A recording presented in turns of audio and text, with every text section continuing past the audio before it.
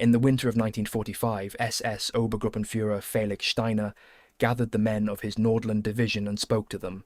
Erik Wallin, a Swedish volunteer who had fought under Steiner from the Baltic to Pomerania, recorded what he said. Steiner stood before soldiers who had followed him across 4 years and several countries, men who had held the Tannenberg Line when the Red Army came in waves, who had survived Narva when the entire corps was reduced to 200 effective fighting men, who had been evacuated from the Courland pocket by sea and transferred without rest into a collapsing front in Pomerania. Many of them had been fighting continuously since 1941. They were not boys, they were the men who had outlived every catastrophe the war had produced and were still standing, and they knew exactly what was coming. Steiner told them this. He said, "This is the battle of the Occident. The wall has fallen. This is the last battle.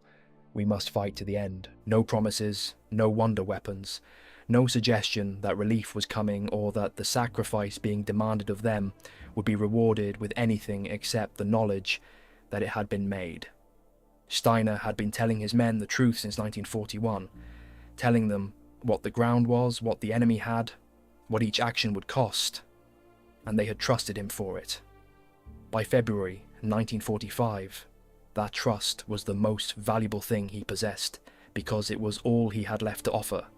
He had 50,000 men, he had 300 tanks, he had fuel for 3 days of combat, and he had the men who had listened to him say the wall had fallen and who were going to attack the largest army in the world anyway. This is the story of what they did, not the story most people know. The famous scene from the film where Hitler screams in the bunker because Steiner has not attacked. That scene is real, and that story is real, but it comes later. Before it, in February 1945, in the frozen farmland of Pomerania, Steiner actually attacked. His men actually fought, and what that attack achieved. Not what it was intended to achieve, but what it accidentally accomplished, Walmutz changed the timeline of the war's final chapter in a way that almost no account of the period properly describes. To understand why the men of Nordland would follow Felix Steiner into a battle he had told them could not be won, you need to understand who he was and what he had done to earn that specific quality of trust.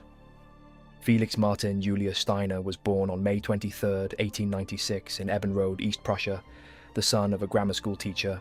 He volunteered for the Prussian army at 17 in March 1914, joining the 5th East Prussian Infantry Regiment before the First World War had been going a month.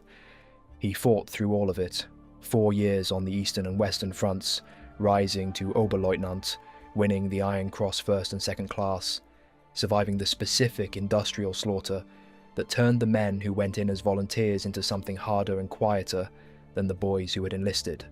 He left the army after the war, joined the Freikorps in the chaos of the post-war period, rejoined the regular Reichswehr in 1921, and spent the interwar years as a staff officer and trainer, studying how armies are built, how soldiers are taught, what the difference is between men who break under pressure and men who do not. In the mid-1930s, he transferred from the conventional army to the SS-Verfügungstruppe, the armed SS formations that would become the Waffen-SS. The reasons are not entirely clear from the record. He was not, by the accounts of those who served with him, a man of particular ideological conviction. Was the chance to build something from the ground up, to apply ideas about training and leadership that the rigid structure of the regular army would not accommodate. He took the SS Regiment Deutschland and shaped it according to principles he had developed over 2 decades. Physical standards higher than the conventional army required, training that developed individual initiative rather than mechanical obedience, an approach to leadership that required officers to be capable of everything they demanded of their men and to be visibly capable of it. He turned the Deutschland Regiment into a formation that other soldiers watched with professional respect, mixed with the specific contempt that veteran soldiers reserve for formations they cannot quite dismiss. In Poland in September 1939, Steiner's regiment was attached to the armoured Kempf Division and fought at Mlawa, at the Rosan River crossing, and at the siege of Modlin Fortress, which surrendered on September 28th. The fighting at Modlin was direct assault against prepared fortifications, the kind of operation that costs men at every wall and every door, where the outcome depends on whether the men going through the openings keep moving or go to ground. Steiner's men kept moving. He won the clasps to both his Iron Crosses for modelling. In France in May and June 1940, the regiment crossed the Wilhelmina Canal, captured the island of Walcheren, broke through the Weygand line in the second phase of the campaign, and drove deep into France with the armoured formations. The Knight's Cross came on August 15, 1940, for the regiment's performance across the campaign. Officers who watched the Deutschland fight in France recorded something specific about how it took objectives. It took them, with fewer men and in less time than the estimates had suggested was possible. This was not luck. It was the product of how Steiner had trained the men who were doing it.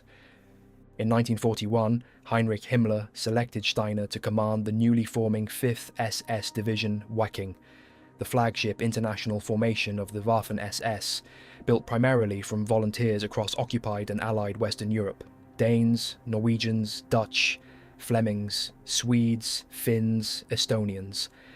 Men who had enlisted for reasons spread across the full range of human motivation, from genuine ideological conviction to simple adventurism to the particular restlessness of young men in occupied countries who wanted to do something more than watch from behind windows. Steiner understood these men better than most of his SS colleagues had any capacity to.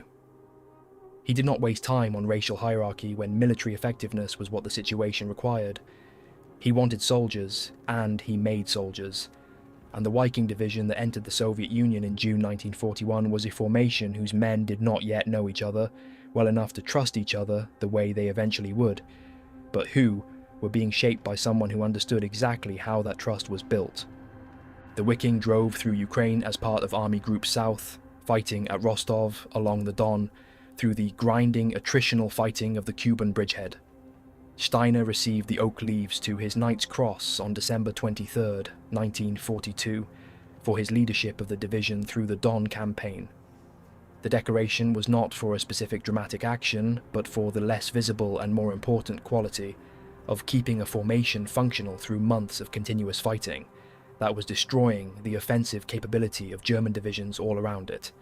The Viking under Steiner came out of its first full year on the Eastern Front, still capable of executing complex operations. In an army that was starting to collapse into improvisation and desperation, this was worth more than any number of individual acts of conspicuous bravery. In July 1943, Steiner was elevated to command of the 3rd SS Panzer Corps, designated the 3rd Germanic SS Panzer Corps, to reflect its composition of primarily Scandinavian and Western European volunteer formations. Nordland was the core of it, built from Norwegian and Danish volunteers. The Dutch SS formation, the Flemish brigades, various other Western European units.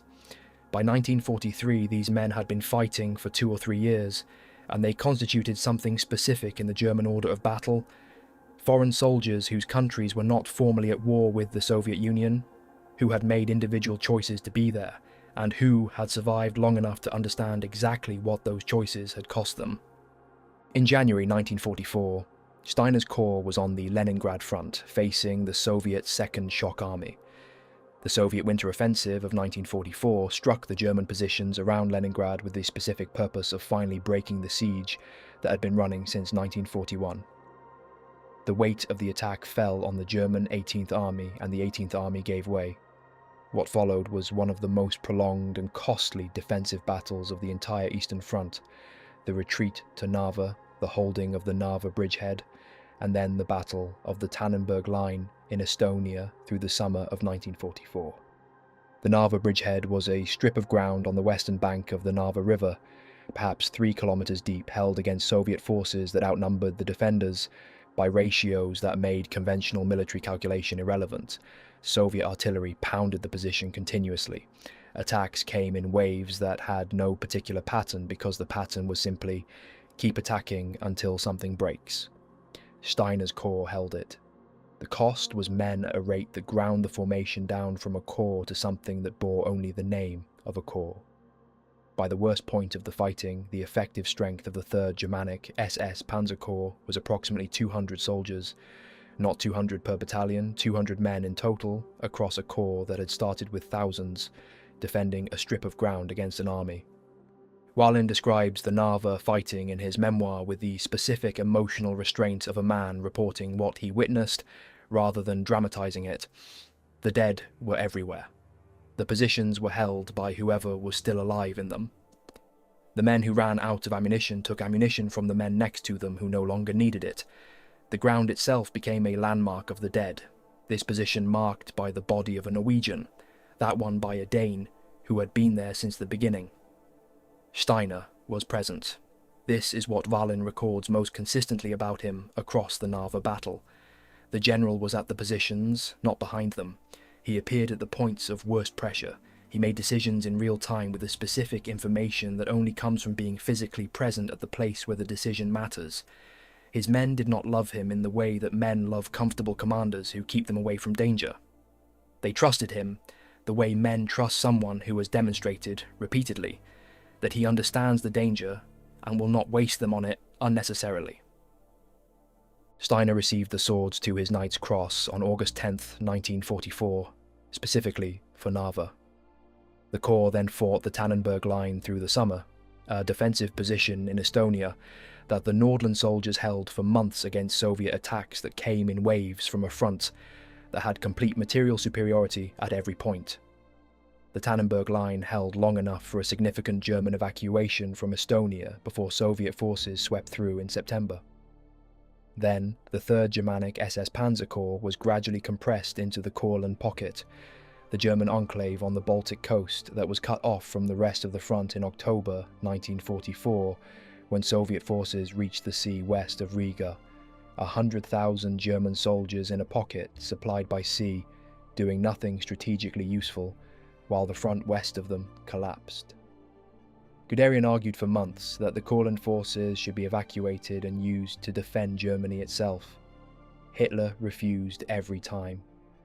In January 1945, the evacuation that Hitler had refused to authorize was finally partially executed under the pressure of complete emergency. Steiner and the core of his corps were loaded onto ships at Libau and transported to Germany. They arrived in Pomerania at the end of January, exhausted from the Courland fighting in a country that was already losing. On January 28, 1945, Steiner was placed in command of the 11th SS Panzer Army. This title required careful reading. An army, in German military organization, was a formation of multiple corps, tens of thousands of soldiers, a substantial staff with the capacity to plan and execute complex operations. The 11th SS Panzer Army was none of these things. It was a collection of depleted divisions assembled in Pomerania, many arriving without full weapons or vehicles or ammunition, commanded by a man who had just spent months in a pocket and who was being asked to attack the most powerful army in the world with what was available. The 11th SS Panzer Army was assigned to Army Group Vistula. The commander of Army Group Vistula was Heinrich Himmler, the architect of the final solution, the administrator of the SS police empire, a man whose sole military experience consisted of serving in a reserve battalion in the First World War without seeing combat, followed by 2 decades of building a political and administrative organization. Hitler had appointed him because the one quality Himmler reliably possessed was obedience. He would carry out orders without the arguments that professional military officers kept raising, and he would apply sufficient terror to his own troops that no soldier would retreat without permission. That this commander was also completely incapable of understanding the military situation he was being asked to manage was a secondary concern to Hitler in January 1945.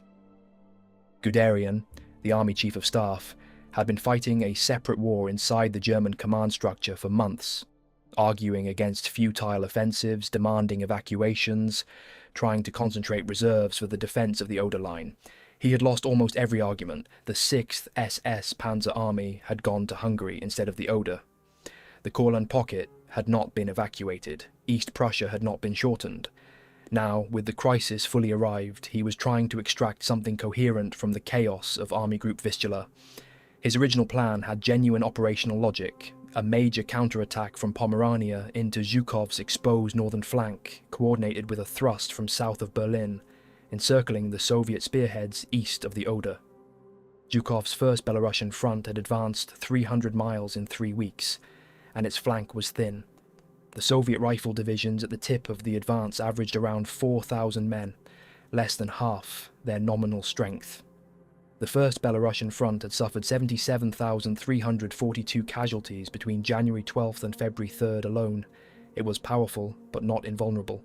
For the plan to work, Guderian needed the formations trapped in pointless holdouts: the Courland Army, the East Prussia divisions, the 6th SS Panzer Army. None of these were available. Hitler refused everything. What Guderian was left with was the formations in Pomerania, and whatever could be scraped from rear areas as 50,000 men, approximately 300 tanks, fuel and ammunition for 3 days of combat. Over 1,200 tanks had been allocated to the operation on paper. There were no trains available to transport them. Steiner telephoned Guderian directly, bypassing Himmler because Himmler was useless. He told Guderian that the attack as planned, drive 70 kilometers south, cut off Zhukov's spearheads, relieve the city of Kustrin, was a suicide mission with the available forces and would accomplish nothing except the destruction of the last coherent German formation in Pomerania. He proposed a more limited operation, a shorter-range attack that would achieve a specific tactical objective and maintain the 11th SS Panzer Army's capacity to continue defending Pomerania. The telephone call ended with Steiner shouting at the Army Chief of Staff, "Accept my plan or relieve me." Guderian's reply, "Have it your own way." Guderian also fought the separate battle of getting a competent officer into actual operational command. He confronted Hitler directly, demanding that General Walter Wenck, 44 years old, the youngest general in the German army, a man of genuine professional competence, be given authority to direct the attack rather than Himmler. Hitler almost screamed during this argument, according to Guderian's memoir. He insisted that Himmler was capable of carrying the attack on his own. Guderian held his position. Eventually Hitler gave in. Wenck was sent to Army Group Vistula headquarters with a special mandate. The mandate did not specify what his actual authority was, which meant in practice that the command arrangement was ambiguous and Himmler could still interfere. But Wenck was there, which was better than Himmler alone. Not all units had reached their starting positions when the planned launch date arrived. The 39th Panzer Corps on the right was still moving through the limited bridge crossings at Stettin. The improvised Korpsgruppe Munzel on the left was not fully assembled, but the 11th SS Panzer Grenadier Division Nordland, the Danes, Norwegians, Flemings and Swedes, who had been with Steiner's corps since the Baltic campaigns, was in position and ready. The decision was made not to wait. If the entire army waited for full assembly, Soviet reconnaissance would identify the build-up and the element of surprise would be lost. Nordland would attack on February 15th. The division moved south before dawn, through frozen Pomeranian farmland. The terrain was flat to gently rolling, dotted with woodlands and cut by streams and lakes, with the kind of open ground that suited armoured movement when the ground was frozen, but that would become treacherous mud once the spring thaw arrived. The thaw was already beginning. The roads were the only reliable surface for the Tiger II heavy tanks of the 503rd SS Heavy Tank Battalion attached to support the attack. Those tanks weighed 68 tons. Off the roads, in the softening fields, they would slow and eventually stop. The tank commanders knew this, and they stayed on the roads, and Soviet anti-tank teams, who understood the same geography, had pre-registered the roads as targets. The 503rd SS Heavy Tank Battalion had been formed from what had originally been an infantry company of the Nordland Division itself, a detail that gives the collaboration between the tanks and the infantry on February 15th a specific character. These were men who had served together before the battalion was expanded and re-equipped. The Tiger II crews and the Nordland Panzer Grenadiers advancing beside them were not strangers. They knew each other's methods. When a Tiger II stopped at an intersection to engage a Soviet anti-tank position, the Grenadiers who swept the flanks while the tank was firing understood what the tank was doing and what it needed from them. This is the kind of tactical coordination that cannot be manufactured in a training exercise. It exists between soldiers who have spent enough time in the field together to have developed a shared operational language below the level of formal orders. The Soviet 61st Army under General Pavel Belov was holding the sector that Nordland attacked. The 61st had not expected an attack at this point, at this time. Zhukov had been warned by intelligence that a build-up was occurring in Pomerania, but he did not know the exact timing or precise location. The Soviet forward positions in the path of Nordland's advance were not prepared for the specific weight of what was coming. A division with Tiger II support, experienced soldiers who had been attacking and defending since 1941. moving through the darkness before the defenders fully understood what was happening.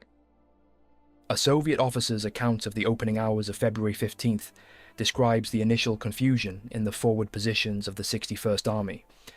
German armour had appeared on a road that Soviet assessment had judged unlikely for an armoured axis because of the terrain. The Tiger IIs were engaging from distances that the anti-tank guns in position could not cover. Infantry who moved to engage the flanks of the German column ran into Nordland's Panzer Grenadiers, advancing in close coordination with the tanks. The account notes that the situation became unclear very quickly. Units lost contact with their neighbours, radio communications were disrupted by the speed of the German advance, and the orders coming down from army headquarters were based on intelligence that was already several hours out of date. By the time the 61st Army had a picture of what was actually happening, Nordland's vanguard was already through the forward defensive belt and moving toward Arnswalde. Nordland's vanguard broke through the first Soviet positions in the early morning of February 15th. The Tiger IIs of the 503rd engaged Soviet anti-tank guns and armoured vehicles at ranges where the Soviet weapons could not effectively reply. A Tiger II engaging at 1,500 metres in flat terrain was presenting a problem to Soviet tank crews whose guns were designed to fight at combat ranges significantly shorter than that. The German crews were experienced men who understood how to use the qualitative advantage their vehicles provided, staying at distance, keeping frontal armour toward the threat, engaging methodically before closing. Soviet positions that had been built to stop a conventional infantry assault were not built to stop 68-ton tanks firing from ranges the defenders could not match. The division drove 7 miles south through the Soviet positions and reached Arnswalde in the afternoon of February 15th. Arnswalde was a German town that had been encircled during the Soviet advance in January. A garrison of several hundred soldiers and a civilian population trapped behind Soviet lines when the front swept past them. The vanguard of Nordland reached the perimeter. The siege was broken. The civilians were reached. The corridor into the town was open. On the first day of the operation, the attack had achieved its immediate objective. This detail gets passed over quickly in most accounts of Operation Solstice, because the overall operation failed, and historical writing tends to compress failures into their outcome. But in the freezing flat farmland of Pomerania on February 15, 1945, the men Steiner had spoken to about the last battle of the Occident had gone into the attack, and on the first day they had won. The Danes and Norwegians and Flemings who had been fighting under Steiner since the Baltic campaigns had driven 7 miles through Zhukov's flank and broken a siege. They had done exactly what Steiner had designed the limited operation to do. February 16th opened with the full offensive committed. The 39th Panzer Corps had crossed the Stettin bridges and took position on the right, with the Holstein Panzer Division and formed from training units barely a week before the attack began, men who had been turned into a division by adding a title to an assortment of rear area personnel, leading alongside the veteran 10th SS Panzer Division Frundsberg. The Holstein Division defeated 2 Soviet brigades and forced them south. The central corridor to Arnswalde was widened by Nordland and the Frundsberg, pushing the Soviet front 8 to 12 kilometers back from the positions it had held the previous day. The Tiger IIs were working through the Soviet defensive positions methodically, and Soviet accounts from this period describe the specific shock of encountering the German heavy tanks in this sector at this time. One Soviet after-action report noted that the Tiger II was engaging at ranges that the available anti-tank weapons could not cover, requiring infantry to attempt close-range attacks with anti-tank grenades against vehicles whose crew visibility made such approaches extremely dangerous. The 503rd was losing tanks to mines and to the occasional IS-2 heavy tank, whose 122mm gun could penetrate the Tiger II's armour at the ranges the terrain forced. But the German heavy tanks were also destroying Soviet armour faster than the Soviet formations could replace the losses in the immediate sector. The flanks were the problem the operation could not solve. The 39th Panzer Corps on the right was stopped by Bogdanov's 2nd Guards Tank Army, which had been positioned precisely to cover this flank. Zhukov had more than 270 tanks in the 2nd Guards Tank Army, and Bogdanov committed them to meeting the German right flank head-on. The 39th Corps pushed the Soviets out of several villages, recaptured ground along the eastern shore of a local lake, drove forward in places. It did not break through, it stalled 70 kilometers short of Kustrin. The Korpsgruppe Munzel on the left fared worst of all, ran into solid, prepared Soviet defensive positions and was essentially paralysed, leaving the left flank of the 3rd Germanic SS Panzer Corps exposed to the pressure that Bogdanov's reserves could apply from that direction. By the evening of February 16th, the German command structure was trying to decide where to concentrate its effort, which units to reinforce, which axes to abandon. Wenck was making this assessment while simultaneously driving to Hitler's headquarters in Berlin for the daily briefing that Hitler had insisted upon, a round trip of 320 kilometers that Wenck was making every day, because Hitler demanded daily attendance at his situation conferences regardless of whether the commander responsible for an ongoing offensive operation could afford 8 hours away from his headquarters. On the evening of February 17th, after his briefing in Berlin, Wenck drove back toward Pomerania. His driver had been on duty for 2 continuous days and was barely functional from exhaustion. Wenck took the wheel. On the road back to army headquarters, he fell asleep and the car went off the road and into a bridge abutment. His driver pulled him from the wreckage. Wenck had a fractured skull and 5 broken ribs. He was hospitalized and did not return to operational command for weeks. The only competent professional officer with authority over the operation was gone. Himmler remained.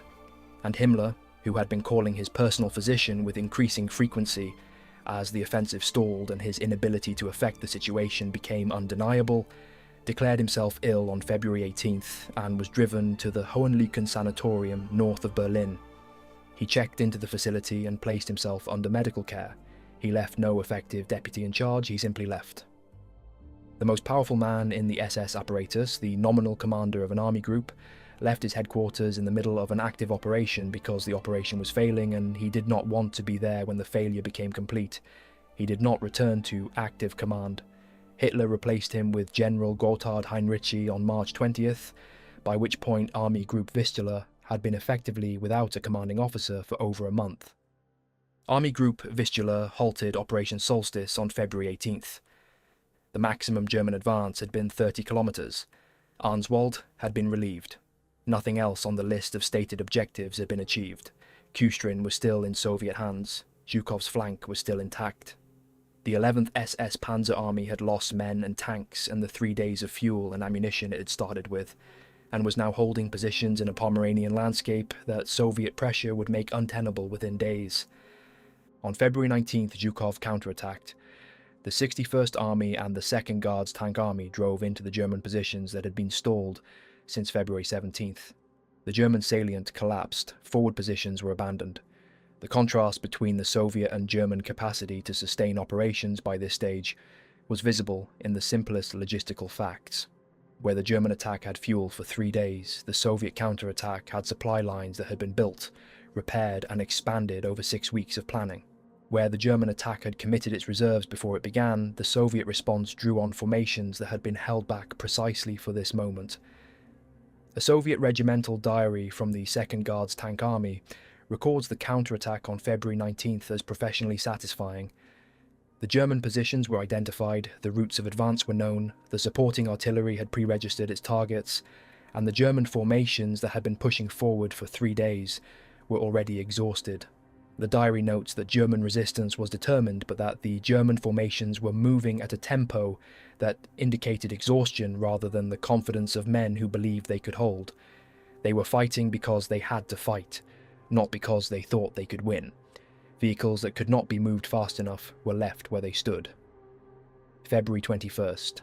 The German command withdrew the 39th Panzer Corps headquarters and 4 divisions westward. Holstein, Frundsberg, the Führer Grenadier, the Führer Begleit, effectively conceding eastern Pomerania. February 24th.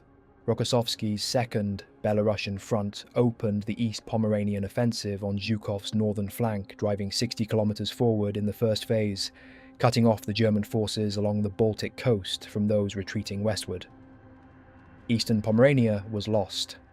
Steiner kept command of the 11th SS Panzer Army until early March, when he handed it to General Walter Lucht and reverted to commanding the 3rd Germanic SS Panzer Corps.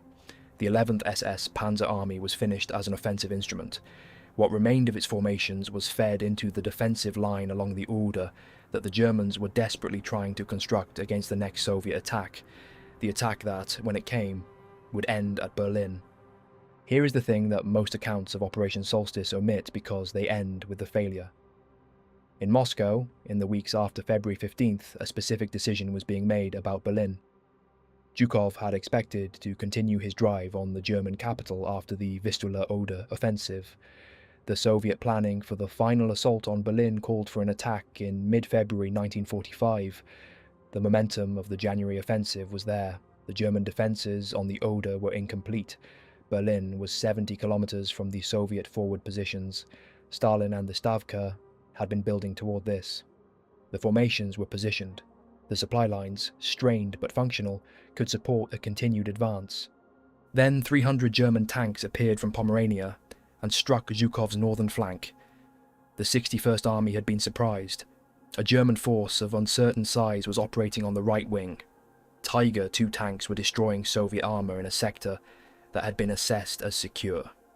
The situation had been contained, the 2nd Guards Tank Army had been committed, and the German attack had been stopped. But the fact of the attack told Zhukov something important. The German capacity for offensive action had not been completely eliminated.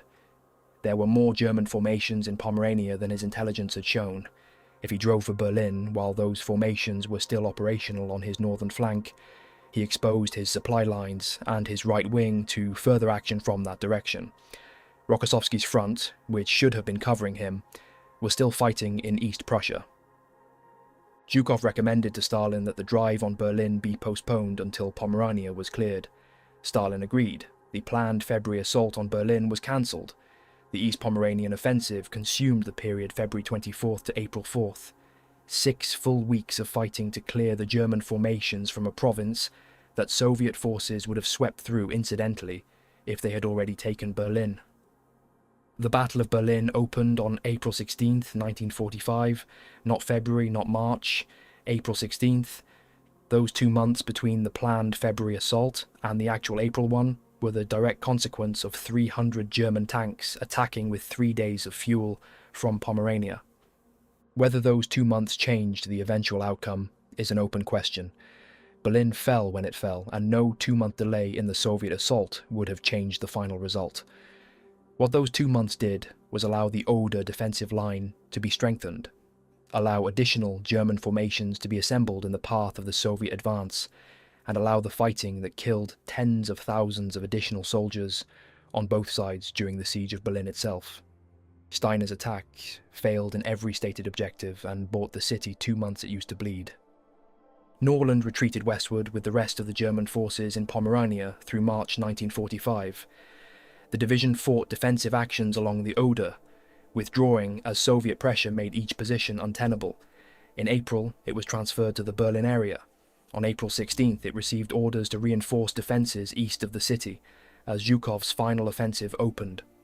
The men who were driven to Arnswalde in February were in the eastern suburbs of Berlin in April, fighting the same army that had broken Operation Solstice in Pomerania. With fewer men and less ammunition than they had started the year with and nowhere to retreat, that was not also under Soviet fire. The division's story in Berlin has been told elsewhere on this channel. What it means in the context of Operation Solstice is this: the men Steiner spoke to about the last battle of the Occident fought that battle twice. Once in February in Pomerania and once in April in the ruins of the German capital. Most of them did not come out of the second one. The handful who did, like Wallin, who escaped in an Italian refugee disguise, carried with them the specific knowledge of what it had been like to be addressed by a general who told the truth about what was happening and then led the attack himself. On April 21st, 1945, Hitler sat in the Führerbunker and heard Steiner's name in the situation briefing. The corps Steiner commanded was positioned north of Berlin. Hitler seized on it. He designated the forces in that area Army Detachment Steiner and issued a direct order: attack southeastward, cut off the Soviet advance, encircle Zhukov's leading elements and relieve Berlin. Steiner looked at what he had. The 5th Jaeger Division and the 25th Panzer Grenadier Division, both deployed defensively, both unable to be redeployed until replacement units arrived from the coast. 2 battalions of the 4th SS Police Division with no heavy weapons. His effective striking force for an attack designed to cut off the First Belarusian front was approximately 2 infantry battalions with no armour. He told his army group commander Heinrici the attack could not be executed. Heinrici tried to call Hitler and was told Hitler was too busy to take the call. April 22nd, the afternoon conference. Hitler learned that Steiner was not attacking. The scene that the film Downfall reconstructed from the accounts of officers who were present is this. A man who had been performing certainty for years performed his last version of it, then stopped. He said the war was lost. He said he would stay in Berlin and die there. He dismissed the generals who argued with him. It was the second time Steiner had refused to sacrifice his men for a military objective that did not exist. The first time in February he had attacked anyway with what he had and bought 2 months. This time there was nothing to attack with and nothing to buy. The operation Hitler demanded would have consumed the last coherent German force north of Berlin in 2 days, and changed nothing except the casualty list. Keitel was sent north of Berlin with orders for Steiner to attack immediately. Steiner refused. Heinrici was sent. Steiner refused. On April 27th, he was relieved of his command. He asked the man who came to relieve him whether he could continue to serve in some capacity. The answer was yes. He continued to lead elements of his formation westward, away from the Soviet advance and toward the Americans. On May 3rd, 1945, Felix Steiner surrendered to American forces. He had been fighting since September 1939. He was arrested, investigated, and appeared as a witness at Nuremberg. Charges against him were dropped and he was released on April 27, 1948. He wrote 2 books about the Waffen-SS and its operations on the Eastern Front. In 1953, 5 years after his release, he was recruited by the Central Intelligence Agency to help establish the Gesellschaft für Wehrkunde, a defense studies organization that functioned as a Cold War information and analysis body. The general Hitler screamed about in the bunker ended up working for American intelligence. He died in Munich on May 12, 1966. He is buried at the Perlacher Forst Cemetery. Veterans of the Waffen-SS attended his funeral. Erich Wallin, whose memoir preserved Steiner's speech to the Nordland soldiers in the Pomeranian winter, survived the war. He escaped Berlin in May 1945 disguised as an Italian refugee alongside his fellow Swede Hans Gustav Persson, crossed 2 Soviet checkpoints without being identified, reached the Elbe River, and crossed into British-controlled territory. He wrote his account in Swedish and had it published in Buenos Aires, where the distance from Europe made publication possible. The book is called Twilight of the Gods. Its title describes exactly what it records: the end of something that had been burning long enough that most of the men who started it were already gone. There is one more thing that belongs at the end of this story. The men who followed Steiner in February 1945 were not German. The soldiers who drove to Arnswalde, who held the corridor open for the civilians to come out, who faced Bogdanov's 2nd Guards tank army on the flat fields of Pomerania, were Danes and Norwegians and Flemings and Swedes. They had come from countries that were not at war with the Soviet Union. Their governments had not sent them. They had made individual decisions that had put them here, at the end of the world they had known, fighting in freezing mud for a cause that had already been lost, when Steiner told them it had been lost. What they were fighting for by then was not an idea. Ideologies do not sustain men through 4 years of the Eastern Front. What sustains them is the man beside them and the officer in front of them. The specific network of obligation and shared experience that forms between soldiers who have been in the same positions long enough to stop being strangers. By February 1945, the men of Nordland had been keeping each other alive for years. They had earned the right to fight for each other rather than for any cause that could be stated in a speech, and they exercised that right in the last offensive action the formation would ever make. Steiner had told them the truth about the wall. He had been telling them the truth since 1941. That was why they attacked when he said attack, and why they followed him when retreat was the rational option, and why they trusted him when he said this was the last battle. It was the last battle. They fought to the end. Most of them died in it, one way or another, in Pomerania, or in Berlin, or in Soviet captivity in the years that followed. The ones who made it home came back to countries that had no language for what they had been or what they had done. This is the battle of the Occident. The wall has fallen. This is the last battle. We must fight to the end. Steiner said those words, and the men who heard him went out and attacked and changed the timeline of the war's final chapter. without intending to. Then they retreated. Then they fought in Berlin. Then most of them were gone. The wall had fallen a long time before he said it had. He was the last person in the chain of command to say it out loud, and he said it to the soldiers who were going to pay for it, rather than to the man in the bunker who could not hear it.